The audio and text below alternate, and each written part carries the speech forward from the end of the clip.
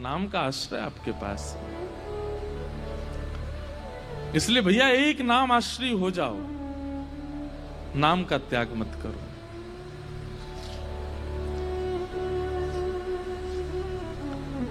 एक भगवान के परम भक्त थे केशवदास।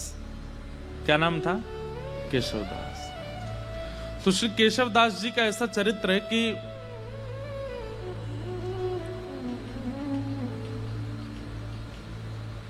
एक बार कहीं कथा में बैठे थे। वो कथा में वक्ता ने ऐसी बात कही कि जीवन में कमाई कहां लगाई जाए तो सार्थक मानी जाती है। आपने जो भी कमाया, अगर परिवार में लगाया, घर में लगाया, पत्नी बच्चे परिवार सब में, देखो थोड़ा थोड़ा तो सब जगह लगाना ही पड़ता है, लेकिन फिर भी उसकी सार्थकता कब है? हमारे द्वारा कमाया गया धन वो ऐसी कौन सी जगह लगाया जाए कि उससे सार्थक माना जाए, ठाकुर जी प्रसन्नता मानी जाए। वक्ता बोले कि अगर वो संतों की सेवा में लगा दिया जाए तो जितना अंश संत सेवा में लगता है उससे ठाकुर जी बड़े प्रसन्न होते हैं, वो सार्थक माना जाता है, वो पुण्य माना जाता है। आपकी कमाई करना भी सार्थक हो जाता है अगर संत सेवा बन रही है तो। बहुत ध्यान से सुनना। तो केशवदास जी ने ये बात सुनी कि भैया संत सेवा करनी चाहिए, उसमें जो धन लगता है वही सार्थक माना जाता है। अपनी पत्नी से कह दिया, देवी देखो हम जो भी कमाते हैं ना, उसका जो भी अंश ठाकुर जी कृपा करेंगे हम संत सेवा में उसको प्रस्तुत करेंगे, तुम राजी हो? पत्नी बोली हाँ हम राजी हैं। बंधुओं, भगवान की बहुत बड़ी कृपा मानिएगा कि आपका कोई संबंधी, कोई सगा ऐसा है जो भगवत सेवा करने में आपकी सहायता करता है। उस मित्र को कभी मत छोड़िएगा जो कथा में लेके आता हो। उस मित्र का कभी त्याग मत करना जो वृंदावन लेके जाता हो। वो बहन सबसे अच्छी है जो ठाकुर जी की सेवा करवाती हो। वो भैया सबसे अच्छे हैं जो प्रवचन सुनवाते हों। वो माता पिता सबसे अच्छे हैं जो ठाकुर जी की सेवा की आज्ञा देते हों। वो पति सबसे अच्छा है जो गुरु सेवा में संग लग जाता हो। अगर इन भावों से कोई भी संबंधी आपका है, चाहे वो बुआ जी हैं, फूफा जी हैं, चाचा हैं, ताऊ जी हैं, पति है, मित्र है, उस संबंध का त्याग मत कीजिएगा। चाहे वो जीवन में आगे चल करके भले ही पद भ्रष्ट हो जाए तो भी उसका त्याग मत कीजिएगा। वो कभी आपको कथा में लेके गया था, उसकी वजह से आपको कथा मिली थी, इसलिए उसका त्याग मत करना। तो सबसे बड़ा संबंधी, सबसे श्रेष्ठ संबंधी है। तो कई बार पति भक्त होते हैं पर पत्नी का स्वभाव नहीं होता, और पत्नी भक्त होती है, पति का स्वभाव नहीं होता। दोनों विपरीत होते हैं तो बहुत मुश्किल होती है फिर। लेकिन केशवदास जी की जो पत्नी थी वो बिल्कुल योग्य थी। उसने कहा आपकी जैसी इच्छा, आप कहेंगे संत सेवा होनी चाहिए तो होगी। इतना धन नहीं कमाते थे, बहुत अल्प सी धन कमाते थे कि बस दिन रात भोजन हो जाए बस, लेकिन संत सेवा का प्रण ले लिया। एक बात मानेंगे हमारी,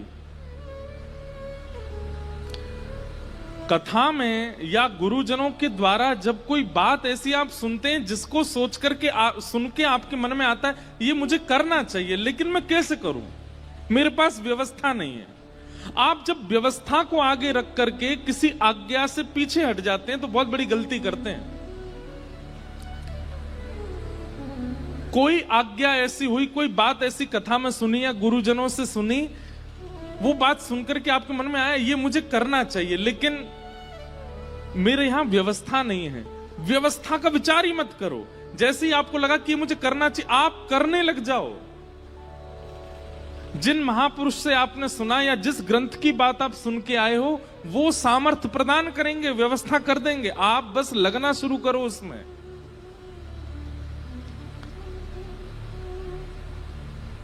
छोटा सा बच्चा स्कूल जाता है और किताब के अक्षरों को देख करके रोने लग गया। क्यों? वे क्या कीड़े मकोड़े से हैं, मुझे तो पढ़ ही नहीं जा रहे ये। मैं कैसे अपने पिता की तरह बनूंगा, मैं कैसे अपने चाचा की तरह बनूंगा, ये तो मुझसे पढ़ने में ही नहीं आ रहे। अरे भाई प्रयास तो कर, तो प्रयास करेगा तो धीरे धीरे समझ में आने लगेंगे। हम लोग हिंदू हैं, अगर अभी हिंदी अक्षर के 1 2 3 4 5 6 प्रकट कर दिए जाएं तो हमसे पढ़े नहीं जाएंगे, वो अक्षर भी हमें समझ में आने वाले नहीं है। प्रयास करेंगे तो सब समझ में आता है। इसलिए कभी कोई आज्ञा ऐसी आप सुनते हैं और उसके प्रति आपका भाव बनता है कि ये मुझे करना चाहिए। मान लीजिए किसी महापुरुष की वाणी से आपने सुना कि संत सेवा करनी चाहिए, सप्ताह में 1 दिन निश्चित कर लो कि चाहे ढूंढ के करके आए संत सेवा करेंगे।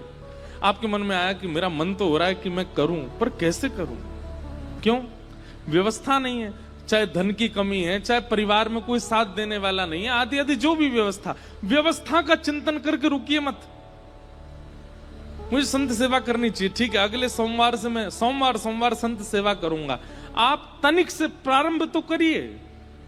आप प्रारंभ करोगे पूरा ठाकुर जी कराएंगे। केशव दास जी के चरित्र से सीखने को मिलेगा आपको। केशव दास जी की व्यवस्था इतनी उचित नहीं थी कि वो संत सेवा कर सकते हैं, लेकिन कथा में सुन लिया तो मन बना लिया कि अब सेवा मुझे करनी है, और पत्नी का साथ लेकर के जो भी धन कमाते थे उससे बढ़िया प्रसादी बनाते, संतों को निमंत्रण देते, घर पर संत आते, प्रसाद पाते। भगवान की दया से इतना ही प्रसाद बनता कि संत जन पा लेते, उनके लिए नहीं बच पाता था। तो दोनों क्या करते, जो संतों की शीत प्रसादी होती थी उसी को इकट्ठा करते, उसी को पा लेते। कभी कभी वो मिल भी नहीं पाती थी। अब संतों से थोड़ी कहेंगे कि छोड़ जाना थोड़ा, वो बेचारे प्रेम से पाते थे तो कई बार मिलता भी नहीं था, लेकिन संत सेवा बनने लगी। लेकिन ठाकुर जी बहुत दिन तक अनुकूलता रहने नहीं देते। लिख लीजिएगा इस बात को, अगर बहुत प्रसन्नता में जीवन निकल रहा है, भूलिएगा नहीं, आएगा दुख, निश्चित आएगा। बहुत धन के साथ में अभिमान हो गया है कि मैं कुछ भी खरीद सकता हूं, मैं कुछ भी कर सकता हूं, मैं कुछ भी बना सकता हूं, मैं कहीं भी जा सकता हूं। एक दिन आएगा कहीं जाने लायक नहीं रहोगे। और ये विपरीत स्थिति में भी सुनिए, अगर बहुत कष्ट में जीवन जा रहा है तो परेशान मत होइए, एक दिन सुख आएगा। आज इतनी धन की व्यवस्था नहीं है कि आप एक ही वस्त्रों को 5-5 दिन तक पहनते हैं, है ही नहीं वस्त्र, चिंता मत कीजिए, एक दिन ठाकुर जी अनुग्रह कुछ करेंगे। एक स्थिति कांस्टेंट किसी की नहीं रह सकती, परिवर्तन तो होता है, चाहे वो वैष्णव हो चाहे वो संसारी हो। तो केशवदास जी सेवा करते थे। अब धीरे धीरे क्या हुआ, उनका धन जो था खत्म होने लगा। अब सेवा के लिए धन नहीं बचा। उन्होंने कर्जा लेने का मन बनाया कि मैं कर्जा ले लेता हूं, संत सेवा नहीं छूटनी चाहिए। अब बेचारा कोई धनवान नहीं होता, सामान्य होता तो उसको कोई कर्जा भी नहीं देता। बाजार में निकल गए कर्जा लेने के लिए कि कोई हमें थोड़ी सी सेवा कर दो तो हम संत सेवा करेंगे। किसी ने भी उनको देने से मना कर दिया। लेकिन एक चतुर व्यापारी था, जब ये गए उसके पास, बोले आप जो कहेंगे हम ब्याज सहित आपको वापस कर देंगे, हमें थोड़ा सा धन दे दो, संत सेवा करनी है। तो व्यापारी ने कहा ठीक है हम दे देंगे तुमको धन, लेकिन बदले में हमको ब्याज सहित धन नहीं चाहिए, एक सेवा कर दो हमारी। ये तो नाचने लगे, बोले आप जो कहोगे सो करूंगा। क्या करना है पूछा नहीं। हम आप सब लोग होते तो पूछते, भाई हम जितना धन ले रहे हैं उसके समान ही मेहनत करेंगे। बोले आप धन दे दीजिए, मैं संत सेवा कर रहा हूं, उसके बाद आ जाऊंगा, आप जो कहोगे करने को तैयार हूं। धन दे दिया, संत सेवा हो गई। संत सेवा करने के बाद पत्नी से कह दिया देखो अब अगले 1 हफ्ते के लिए हमारे पास में खूब संपत्ति आ गई है, अब तुम चिंता मत करो, संतों की सेवा पर मैं किसी को कर्जा चुकाने जा रहा हूं। तो कर्जा कैसे चुकाओगे, आप धन तो है नहीं। बोले वो सेवा करनी है, उसी से चुक जाएगा। एक भला आदमी मिल गया, उसने कहा कि पैसा मत लौटाना, सेवा कर देना। केशवदास जी लौट करके गए उसके पास, बोले भैया बताइए क्या सेवा करनी है। आप कहें तो बर्तन मांज दूं, झाड़ू लगा दूं, पोंछा कर दूं, पुताई कर दूं, क्या करना है आप बताओ। बोले हमारी एक जमीन है, वहां पर कुआं खोदना है, कुआं खोदना है। कुआं खोदने का मतलब समझते हैं? कितनी गहराई में जाना पड़ेगा, जब तक जल ना आ जाए तब तक खोदते रहो, और जब वो जल निकलना प्रारंभ हो जाए उसके बाद भी कितने फीट अंदर तक खोदना पड़ेगा, फिर चुनाई करनी पड़ेगी, कुएं में पूरा उसको आकृति देनी पड़ेगी, फिर बहुत दिन तक जल खींचना पड़ेगा, सारा मतमैला जल निकल के जब बिल्कुल स्वच्छ जल आ जाएगा तब कुएं का निर्माण होगा। इतना तो धन भी नहीं लिया था उन्होंने जितना उनको सेवा दे दी,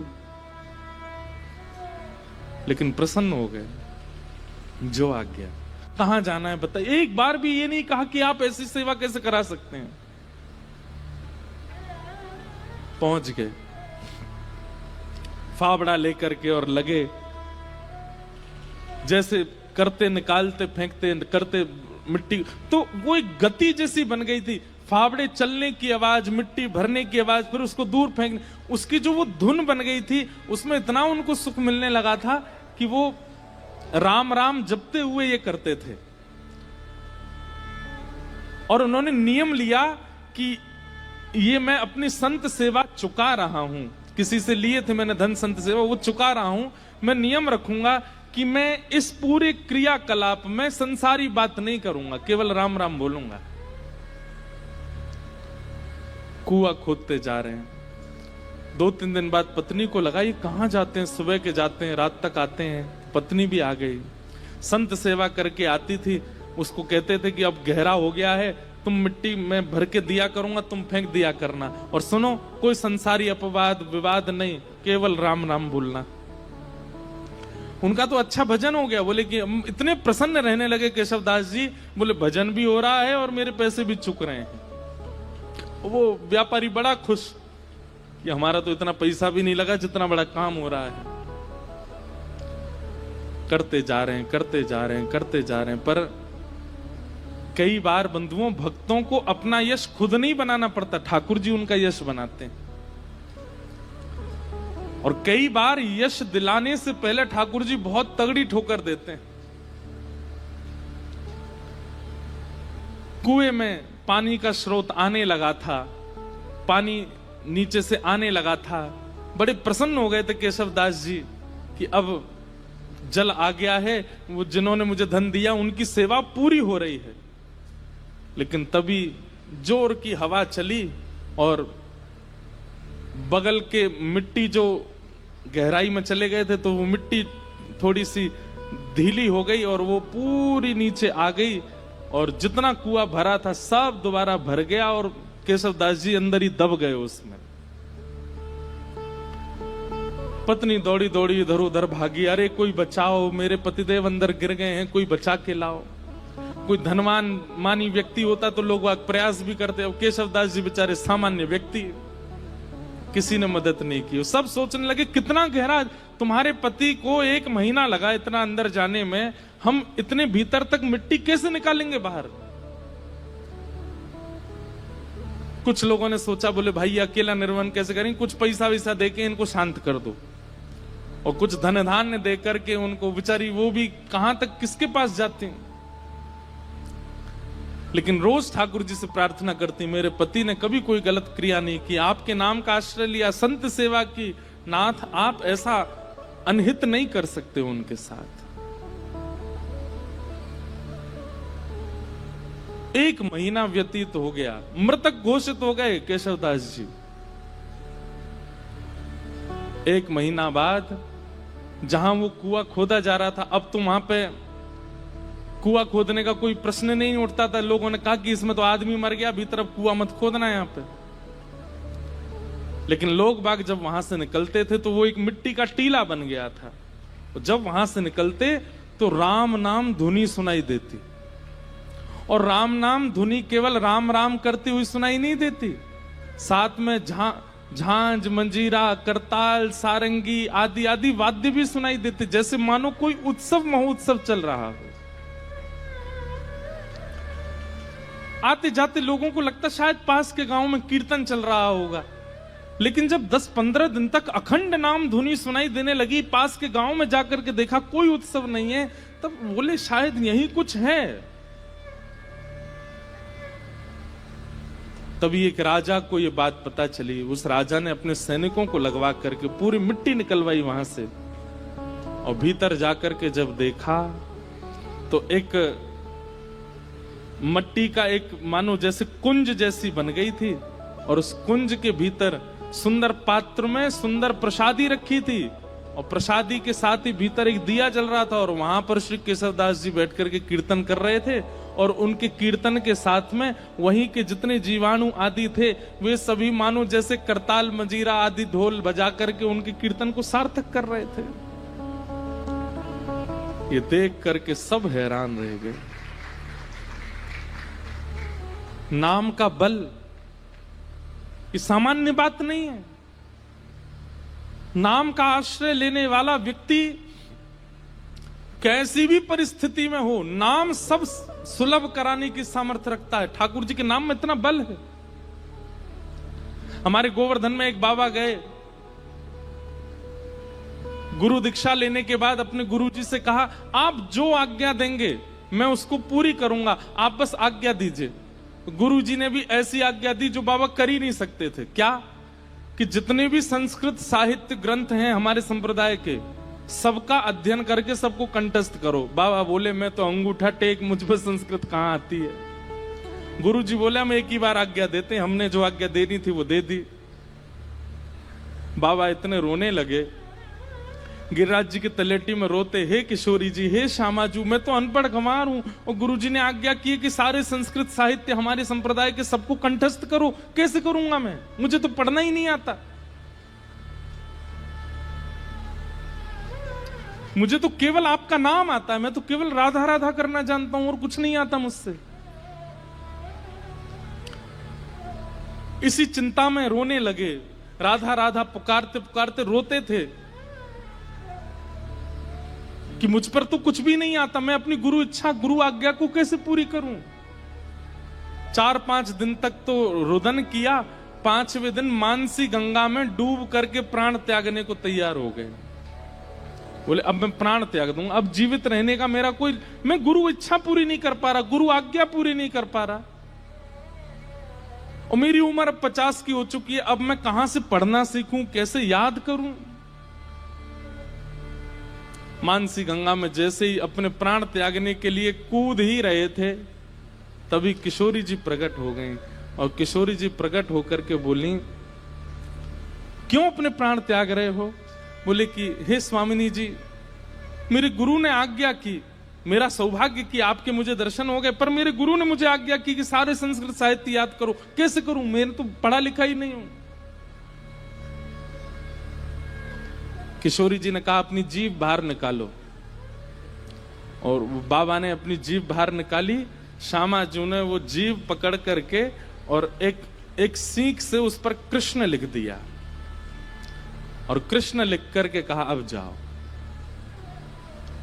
तुमने जीवन भर नाम गाया है मेरा, और उससे श्री कृष्ण प्रसन्न हुए हैं। श्री किशोरी जी का नाम गाने से किशोरी जी प्रसन्न नहीं होती हैं, ठाकुर जी प्रसन्न होते हैं, और ठाकुर जी का नाम गाने से किशोरी जी प्रसन्न होती हैं। बोले आपने जीवन भर मेरा नाम गाया और कुछ आपको नहीं आता है, इसलिए ठाकुर जी बड़े प्रसन्न है, और उन्होंने प्रसन्न होकर के कहा है कि मेरी जितनी सिद्धियां उनमें एक विद्या सिद्धि है, वो विद्या सिद्धि आप इसको दे आओ श्री जी, अब जाओ, अब तुम्हें पढ़ने की भी आवश्यकता नहीं है, तुम बस गुरु जी जो प्रश्न करें सबका उत्तर देते जाना, सारा साहित्य तुम्हारी जिह्वा पर विराजमान हो गया। जैसे ही गए, गुरु जी ने कहा कि पढ़ाए? बोले हाँ, 5 दिन पहले तो हमने आज्ञा दी, बड़ी जल्दी पढ़ाए। बोले गुरुजी आप आज्ञा करें, कौन सा साहित्य कौन सा ग्रंथ सुनाऊं? गुरुजी ने ग्रंथ का नाम बोला तो बैठ करके पूरा ग्रंथ सुना दिया। बोले कैसे प्रकट हुआ? बोले केवल नाम का आश्रय, श्री जी के नाम की कृपा हुई है, मैं पढ़ा लिखा नहीं हूं, श्री जी ने कृपा करके अपने नाम की कृपा से मुझे ये सब प्रदान कर दिया। इसका मतलब ये नहीं है किसी के पेपर हो तो रात भर राधे राधे बोलता रहे, हे किशोरी जी कल मेरा एग्जाम अच्छा हो जाए। लंबे समय तक नाम का आश्रय लीजिए, और उस नाम का आश्रय किसी कार्य की सिद्धि के भाव से मत लीजिए, बस नाम का आश्रय लीजिए, कार्य सब अपने आप ठीक हो जाएंगे। सत्यम परम धीमहि, परम सत्य भगवान का नाम है, उसे हम बारंबार प्रणाम करते हैं। धर्म प्रोजित कई तवोत्र परमो निर्मत्सराणां सताम् वैद्यं वास्तवमत्र वस्तु शिवदं तापत्रयोन्मूलनम् श्रीमद्भागवते महामुनिकृते किं वा परैरीश्वर सद्यो हृद्यवरुध्यते कृतभिः शुश्रूषुभिस्तत्क्षणात्। धर्म प्रोजित कई तवोत्र परमो, परम धर्म की इच्छा चित्त में प्रकट होना, ये विषय है भागवत जी का। परम धर्म का मतलब क्या होता है?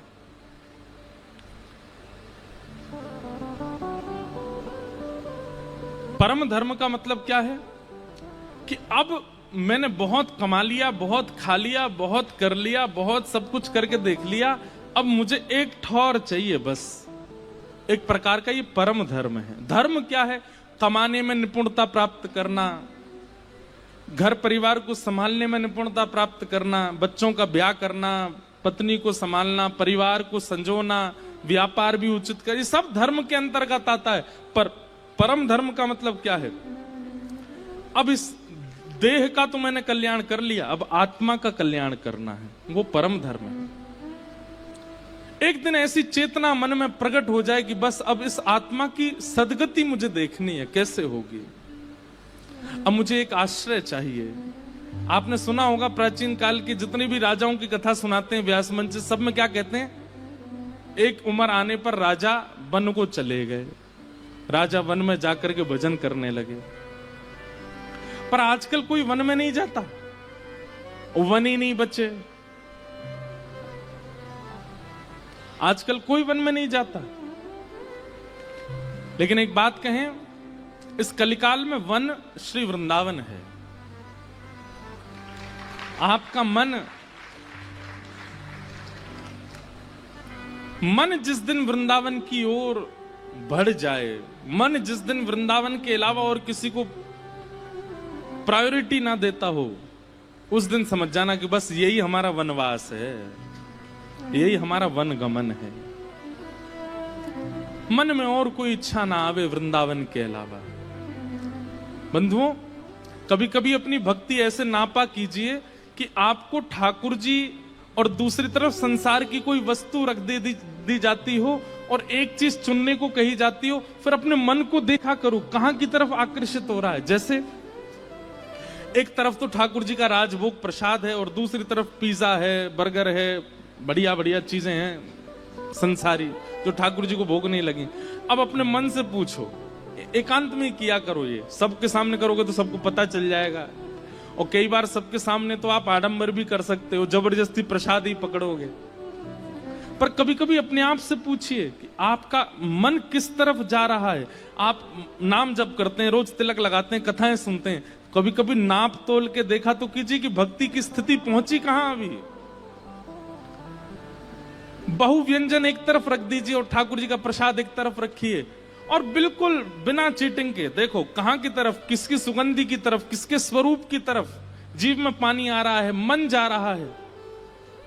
अगर वो संसारी वस्तु के प्रति हो रहा है तो फिर उसके बाद भजन में एक माला बढ़ा दो, थोड़ा सत्संग और बढ़ा दो। और यदि वो ठाकुर जी के प्रसाद की ओर भाग रहा है, बहु व्यंजन सामने रखें लेकिन मन में इच्छा ही प्रकट नहीं हुई, ठाकुर जी का प्रसाद प्रधान है, तो अब ये समझ जाओ कि हमारे गुरु की कृपा, हमारे भजन का प्रभाव, हमारी सत्संग, हमारे पुण्यों का प्रभाव, ठाकुर जी हमें प्रिय लग रहे हैं। अब प्रसन्न हो जाओ, स्थानों को रखो। एक तरफ अपॉर्चुनिटी है आपके पास कहीं विदेश जाने की, और एक तरफ अपॉर्चुनिटी है फ्री समय हम वृंदावन भी जा सकते हैं। कहां जाना चाहिए? लेकिन मन में विदेश का ही आएगा। यहां बोल रहे हो आप लोग, आप विदेश जाने के लिए पहले हां करोगे, वहां जाना है। कभी कभी ये नाप तोल करके देखा कीजिए कि कहां की तरफ रुझान ज्यादा है, और यदि वो रुझान भगवत सेवा के प्रति, भगवत वस्तुओं के प्रति बढ़ रहा है, तो इसका मतलब क्या है? आप परम धर्म के मार्ग पर अब निकल चुके हो, अब उसके प्रयास और ज्यादा कीजिए। अब ठाकुर जी ने चुन लिया है, अब इस मार्ग को और निपुणता से इस मार्ग पर आगे बढ़िए। धर्म प्रौजत कई तवोत्र परमो निर्मत सराणाम सता।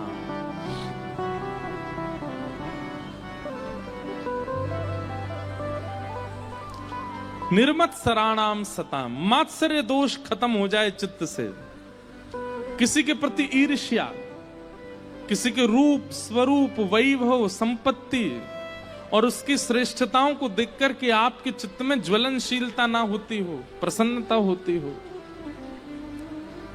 समझ जाओ अब ठाकुर जी हमें स्वीकार कर रहे हैं। तीसरा, वैद्यम वास्तव मत्र वस्तु शिवदम। अभी नासिक में कथा थी तो एक बालक मुझे कोई बोला कि मैं ठाकुर जी के किसी भी मंदिर में जाऊं, ऐसा जरूरी नहीं एक ही मंदिर में, कहीं भी किसी भी मंदिर में जाऊं, मुझे सब भगवान दिखते हैं, लेकिन एकमात्र ठाकुर जी को देख के भगवान वाली फीलिंग नहीं आती। ऐसा लगता है ये मेरे कोई हैं। इसका क्या मतलब है? मैंने कहा ये मतलब है ठाकुर जी आपको कुछ मानते हैं। बोले मैं पंडरीनाथ जी को देखता हूँ, बोले रुक्मणी मैया को देखता हूं तो मुझे लगता है ये भगवान है। मैंने कहा भाई ऐसा मत करे, उनको भी कुछ मान ले अपना। बोले नहीं महाराज जी, हनुमान जी को देखूं, गरुण जी को देखूं, गणेश जी को देखूं, मंदिर में जिनको भी देखता हूं सबके प्रति भगवान की भावना आती, पर मुख्य ठाकुर जी, वंशी वाले हों या लड्डू गोपाल हों, ये कहीं भी दिख जाते हैं दुनिया में तो ये लगता है ये मेरे अपने। मैंने कहा भाई देख, प्रियतमा होती है ना पत्नी, भले उसका पति बहुत बड़ा कलेक्टर बन जाए, बाकी सब लोग तो उसके सामने सल्यूट करेंगे, पर पत्नी को वो अपनी किसी भी स्थिति में चला जाए, कितना भी श्रेष्ठ बन जाए, कितना भी उचित बन जाए, वो उसको हर स्टेज पर, हर परिस्थिति में, हर स्थिति में अपना ही लगता है। संबंध है तभी तो अपना लगता है। मां को अपना बेटा कोई श्रेष्ठ व्यक्ति नहीं दिखता है, बेटा बेटा ही दिखता है। ऐसे अगर ठाकुर जी के प्रति भगवत भावना आकर के कोई अपनत्व की भावना आती है, उसका मतलब है ठाकुर जी भी संबंध मान चुके हैं। अब बस ढूंढो कि वो संबंध है कौन सा। हम तो ये कहते हैं भैया भारत में जितने ठाकुर जी के मंदिर है ना, इन सबको अपना परिवार ही बना लो। जैसे श्री पंडरीनाथ भगवान हैं, ये कौन है? बोले ये हमारे फूफा जी हैं। वहां की रुक्मणी मैया बुआ जी हैं। कोई पूछे कहां जा रहे हो? फूफा जी के घर जा रहे हैं। पंढरपुर जा रहे हैं नहीं बोलो, कहां जा रहे हो? बुआ जी के यहाँ जा रहे हैं अपनी। एक दो बार तो आदमी यही सोचेगा, और इतनी निपुणता से बोलो कि सामने वाले को यही लगे कि बुआ जी के यहाँ जा रहे हो। 5-6 बार बाद उसको पता चले कौन सी बुआ जी तुम्हारी? बोले चंद्रभागा नदी के तट पर रहती हैं, रुक्मणी मैया हमारी बुआ जी हैं, ठाकुर जी हमारे फूफा जी हैं। द्वारिका के ठाकुर जी को अपने जीजा जी मान लो, वहां की रुक्मणी मैया हमारी बहन है। अब कहां जा रहे हो? जीजा जी के यहाँ जा रहे हैं। जगन्नाथपुरी में ये कौन है? बोले ये हमारे चाचा जी हैं, चाचा जी से मिलने जा रहे हैं। बद्रीनाथ भगवान, बोले ये तो नाना जी हैं हमारे। अच्छा बद्रीनाथ वैसे भी नाना जी हैं, क्यों? श्रीमद् भागवत का निर्माण बद्रीनाथ में ही हुआ, और भागवत जगत माता है, और माता जी का जो जन्म स्थान होता है वो नानी का घर ही होता है। लो ऐसे भी संबंध बन गया कि वो नाना जी हैं। श्री राधा रमन जी कौन है? बोले ये तो हमारे प्रियतम हैं। बिहारी जी कौन है? ये हमारे सखा हैं। राधा वल्लभ जी कौन है? बोले ये हमारे सखा के सखा हैं। ऐसे कोई संबंध, सबसे संबंध बना लो और फिर उस संबंध का निर्वहन कीजिएगा, उस संबंध को निभाइएगा, उसी संबंध से जाइए, उसी दृष्टि से देखिए, उसी भाव से मिलिए। बिहारी जी अगर आपको भाई के रूप में लगते हैं, और कभी बहुत भीड़ हो जाए तो भीतर जाकर के थोड़ा रोष भी बहन की तरह कर सकते हो या भाई की तरह कर सकते हो। अरे भैया तो बहुत बड़ा होगा, अब तो दर्शन ही ना दे हमें, इतनी भीड़ है गई है, कोई धक्का मारे कोई भगा दे यहाँ ते, ऐसा मत करे भैया, लाला मिल लेकर हम ते। ठाकुर जी अनुग्रह करेंगे, ठाकुर जी कृपा करेंगे। आप संबंध मानिए, ये बात कोई मनगणंत नहीं है, ये भगवत वाणी है।